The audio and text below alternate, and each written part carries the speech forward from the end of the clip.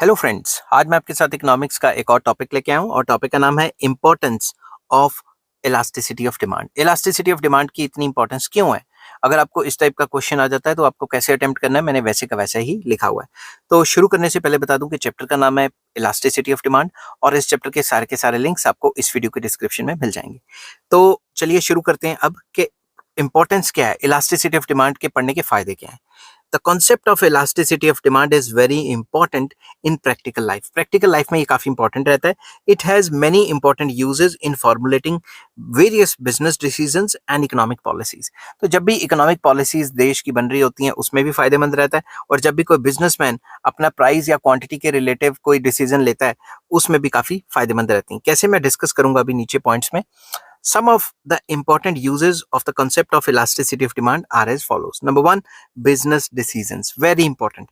The concept of elasticity of demand plays an important role in taking various decisions regarding price and output. तो फिर से बता रहा हूं आपको कि जो कंसेप्ट है इलास्टिसिटी ऑफ डिमांड का, ये काफी इंपॉर्टेंट रहता है क्योंकि बिजनेसमैन ने काफी डिसीजंस लेने हैं, उसी के हिसाब से ये डिसीजन लेता है कि जिस हिसाब से इलास्टिसिटी होती है। कैसे ये इलास्टिसिटी पे इसके डिसीजंस डिपेंड करते हैं वो डिस्कस करते हैं। For instance, in deciding whether to increase the price और नॉट, the firm should have an idea about the price elasticity of demand for the product and its substitutes and the complements. तो जब भी कोई मतलब producer सोचता है कि मैं अपनी चीज का प्राइस बढ़ाऊं तो वो ये देखता है कि भाई उसकी उस चीज की प्राइस इलास्टिसिटी कितनी है या उस चीज जो वो चीज बना रहा है उसके सब्स्टिट्यूट्स कितने हैं या कॉम्प्लीमेंट्स क्या हैं, उनके हिसाब से वो डिसीजन ले पाता है। Raising price will be beneficial only if the demand for its product is inelastic, as the increase in the price will raise the total revenue.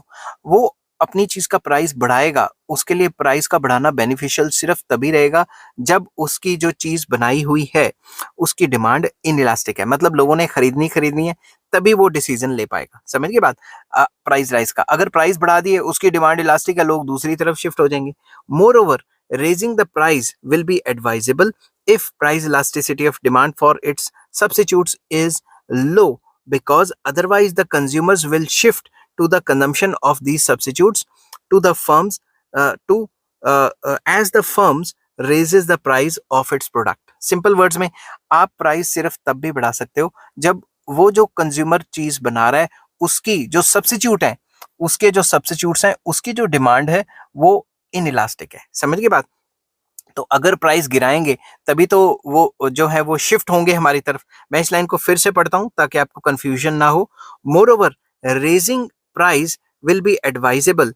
आपका जो प्राइस का बढ़ाना तब भी एडवाइजेबल रहेगा जब जो भी हम चीज बना रहे हैं उसके जो सब्स्टिट्यूट है, उसकी जो डिमांड है वो इनइलास्टिक है, क्योंकि वो तो शिफ्ट होएंगे नहीं हमारी तरफ जो वो चीज खा रहे हैं, तो जो भी हमारी चीज खा रहा है वो भी दूसरी तरफ नहीं जा पाएगा। समझ गए बात? तो इससे कंपनी का रेवेन्यू बढ़ता है। ठीक है। Similarly, income elasticity of demand helps in forecasting the demand for the product. लोगों की इनकम इलास्टिसिटी कितनी है उस पर भी हम असर डाल सकते हैं कि इनकम इलास्टिसिटी के हिसाब से भी हम डिमांड को फोरकास्ट कर सकते हैं। Business firms should have an idea of the income elasticity of demand while deciding to undertake additional production capacity. अगर मैं बिजनेसमैन हूं, मैंने एडिशनल सामान बनाना है या नहीं बनाना, वो किस पे डिपेंड करता है? इनकम इलास्टिसिटी पे। अगर income elasticity of demand high है, मतलब इनकम के बढ़ने से डिमांड ज्यादा हो जाएगी उन चीजों की, तो मैं क्या करूंगा? मैं अपनी प्रोडक्शन कैपेसिटी बढ़ा के ज्यादा सामान बनाऊंगा। समझ की बात? They would find it profitable to increase the production capacity of those products which have a high income elasticity of demand.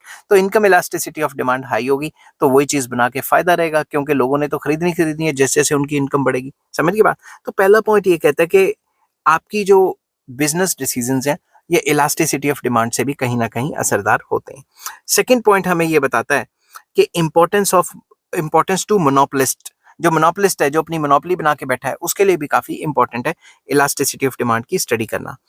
A monopolist normally pursues the policy of price discrimination, that is charging different prices from different customers या consumers. आपको पता है monopolist का काम क्या है? अलग अलग बंदों से अलग अलग रेट चार्ज करना, जिसको हम कहते हैं प्राइस डिस्क्रिमिनेशन। जब हायर लेवल पे पढ़ते हो तो डिग्री 1, डिग्री 2, डिग्री 3 भी आ जाता है। And an idea of price elasticity of demand for his product by different consumers would be of different use to him.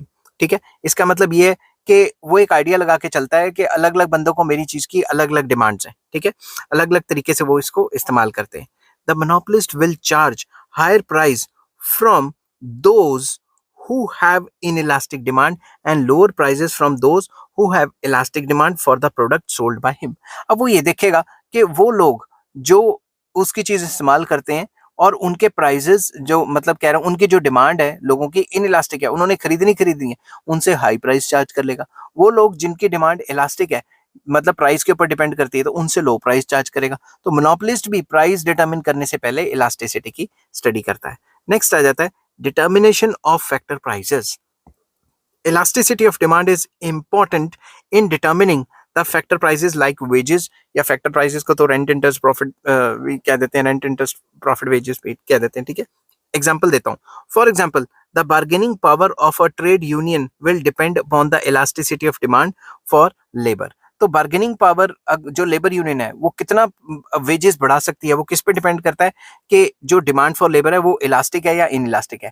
अगर इंडस्ट्रियलिस्ट को लेबर चाहिए ही चाहिए तो मतलब डिमांड क्या होगी, इन इलास्टिक होगी. तो उस केस में क्या होगा, लेबर यूनियन जो है हाई वेजेस सेट करवाने पे जाएगी, हड़तालें कर देगी, नहीं तो फालतू में स्ट्राइक कर देगी. If the demand for labor and demand for the product which that labor is producing happens to be elastic, an attempt by the trade unions to increase wages will not succeed. अगर labour की demand elastic है कि भाई अगर labour महंगा पड़ रहा है तो हम मशीन लगा लेंगे, ठीक है, तो दूसरी तरफ वो जो चीज बना रहा है उसकी डिमांड भी इलास्टिक है, तो लेबर यूनियंस जो है वो अपनी तनख्वाहें बनाने के लिए जो स्ट्राइक्स वगैरह करेंगी वो शायद कामयाब ना हो पाए. The rise in wages will increase the price of the commodity. अगर वेजेस बढ़ गई उनकी तो उससे प्राइसेस बढ़ जाएंगी, ठीक है, produced by the workers, and it will cause a large decrease in the demand for the product and consequently a large decrease in the demand for workers. अगर वेजेस बढ़ गई, वेजेस बढ़ने से जो वो चीज़ें बना रहे हैं वो उनकी प्राइसेस बढ़ जाएंगी. अगर प्राइसेस बढ़ जाएंगी और डिमांड इलास्टिक है तो लोग वो खरीदना कम कर देंगे, तो अल्टीमेटली खरीदेंगे नहीं तो लेबर्स की जो नौकरियां हैं वही खतरे में पड़ जाएंगी ना, उनकी डिमांड कम हो जाएगी, demand for labour. Thus, the attempt by the trade unions to raise wages will lead to unemployment of the workers. तो उल्टा ये workers unemployed हो जाएंगी. But if the demand for labor is inelastic और कोई चारा ही नहीं है, लेबर को खरीदना ही खरीदना है उन्होंने, the trade union can bargain for higher wages. तो ट्रेड यूनियंस बार्गेन करेंगी मैनेजमेंट के साथ और हायर वेजेस की तरफ जाएंगी, मतलब वेजेस को बढ़ाने के लिए पूरी कोशिश करेंगी. फोर्थ पॉइंट आ जाता है importance in the formation of government policies. Government जब भी कोई पॉलिसी बनाती है तो भी इलास्टिसिटी की मदद लेती है.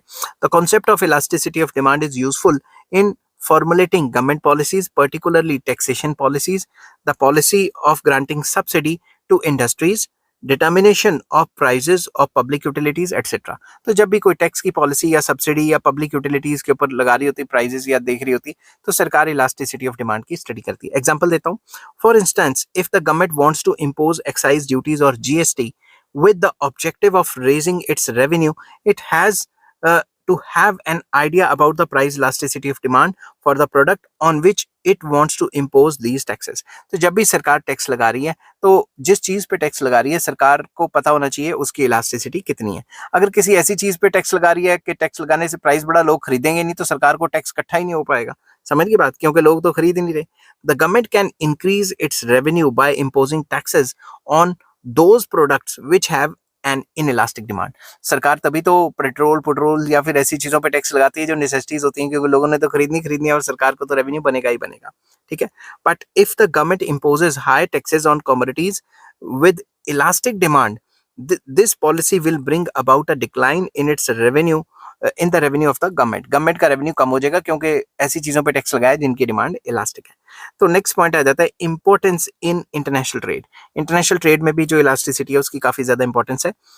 The concept of elasticity of demand is also important in the field of international trade. पहली लाइन तो वही लिख दी, ठीक है, जिससे पेज भी भर जाएंगे. It is of great importance in determining the terms of trade. Terms of trade क्या होता है? The rate at which exports and imports are exchanged. अगर आपको terms of trade को अच्छे से समझना है, मैंने ऑलरेडी इस पे वीडियो बनाई हुई है, तो आप मुझे मैसेज कर देना नीचे के terms of trade, मैं आपको लिंक शेयर कर दूंगा, ठीक है. And consequently gains from international trade in determining the effect of export and import duties on exports and imports and thereby on balance of payment. तो आप दिमाग से सोचें, अगर हमें बाहर की चीज चाहिए ही चाहिए, मतलब उसकी डिमांड इनइलास्टिक है, और बाहर वालों को हमारी चीज चाहिए भी और नहीं भी चाहिए, मतलब इलास्टिक है, तो हमारे ऊपर असर पड़ेगा ना। तो जब भी हम इंटरनेशनल ट्रेड कर रहे होते हैं, हम ये देखते हैं हमारी चीज की बाहर जो इलास्टिसिटी है वो कितनी है, और बाहर वाली चीज के लिए हमारी इलास्टिसिटी कितनी है। इससे टर्म्स ऑफ ट्रेड को बेहतर करने में आसानी रहती है। नेक्स्ट पॉइंट आ जाता है change in the rate of exchange. Exchange rate में change. Rate of exchange refers to the rate at which a unit of one country's currency is exchanged for the currencies of other country। मतलब एक currency दूसरी currency या बाकी करेंसियों से कैसे exchange होगी, उसे एक्सचेंज रेट कहा जाता है या rate of exchange. The rate of exchange between two countries can be changed through devaluation और revaluation of one currency in relation to other currencies। तो हम चाहे डिवैल्यूएशन करेंसी की करें चाहे रीवैल्यूएशन करें, एक्सचेंज रेट तो चेंज होता ही है। अब दोबारा बोल रहा हूँ, अगर आपको रीवैल्यूएशन और डिवैल्यूएशन के बारे में नहीं पता, आप मुझे मैसेज कर दें, कमेंट कर दें, मैं नीचे आपको लिंक शेयर कर दूंगा, तो आपको पता लग जाएगा ये होता क्या है। ठीक है, अब यहाँ पे बोलूंगा तो वो डिमांड का चैप्टर की बैंड बच जाएगी, क्योंकि वो लंबा टॉपिक है। The policy of devaluation of और revaluation can be used to correct unfavourable balance of payment. Balance of payment को जब भी सही करना होता है, तब भी हम रीवैल्यूएशन या डिवैल्यूएशन के थ्रू इनकी हेल्प से हम बैलेंस ऑफ पेमेंट को बैलेंस करने की कोशिश करते हैं, मतलब अनफेवरेबल बैलेंस ऑफ पेमेंट को सही करने की कोशिश करते हैं।